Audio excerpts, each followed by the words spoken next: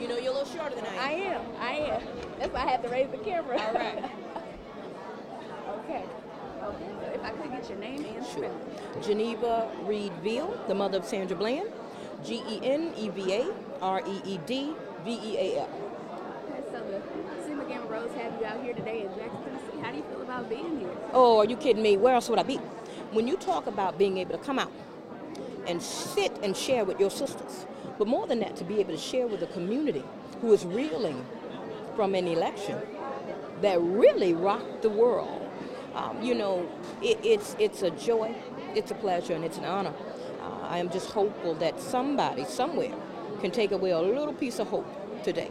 Because with everything that's going on and with everybody that's just going nuts, because I've got good friends that are concerned, I'm trying to tell people this is not the time to be hopeless.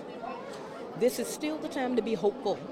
And now you're supposed to be saying, okay, God, what am I supposed to be doing right now? That's all this is about. This is no different than any other Republican who has ever been in office. This guy just told you what he was going to do. So it's really no different, okay? It's no different than how excited millions of people were when President Obama got in. It's no different.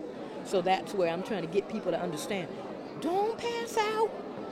God is not taken by surprise. Okay, this is what you wanted. You got it. Now, I don't want to spoil your speech, but what are you going to be talking about? Sure. Well, this gathering is for ministers, clergy, people who have poured out into their communities, people who have given back over and over and over again. So I'm supposed to address them to just give them some uplifting, you know.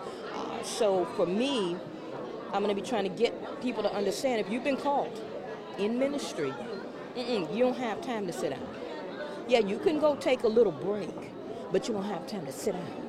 Because now with all of these people across the country saying they don't know what they're going to do, he's depending on you to do what it is you need to do. Minister, preacher, evangelist, bishop, you know. Because sometimes we get these titles, and then we get so distraught, we forget about the work. You see, I'm not saying that's everybody, but it has happened. And when you got the head that doesn't see any hope, then what about the sheep? That's important. So that's my message today. It is literally, are you full or are you running on empty? And so I want everybody to understand, ain't no time to be running on empty, baby.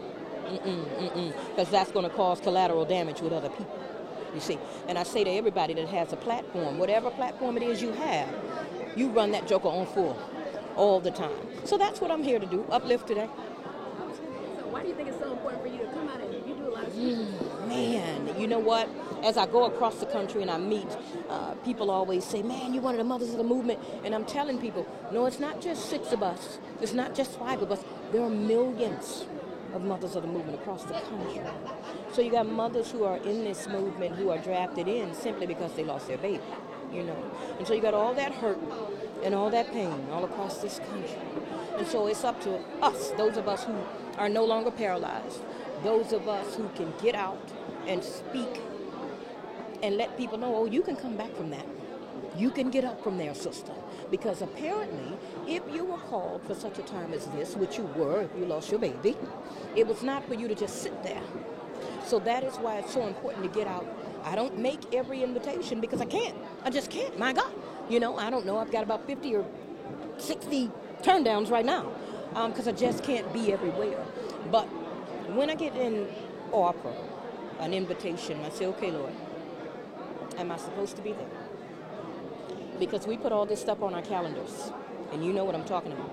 We put all this stuff on our calendars, and sometimes some of that stuff is not even where we're supposed to be setting foot. So I always say, okay, Lord, am I supposed to be there? And if so, you make it all happen. If not, you cancel it. And that's how I operate. So I'm supposed to be here today. Anything else you want to add? No, I just want to tell the world, this election didn't take God by surprise. It really didn't. Let him show you what he's going to do with it.